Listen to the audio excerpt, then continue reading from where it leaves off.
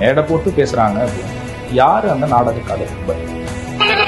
ஒவ்வொரு சக்கிலிய வீட்டில் கவர்னத்து குடும்பம் நடத்தட்டும், ஒவ்வொரு சக்கிலிய வீட்டிலும் சத்தியார் பெண் குடும்பம் நடத்தட்டும், ஒவ்வொரு சக்கிலிய வீட்டிலும் தேவர் பெண் குடும்பம் நடத்தட்டும். கவுண்டியை கட்டுவோம்.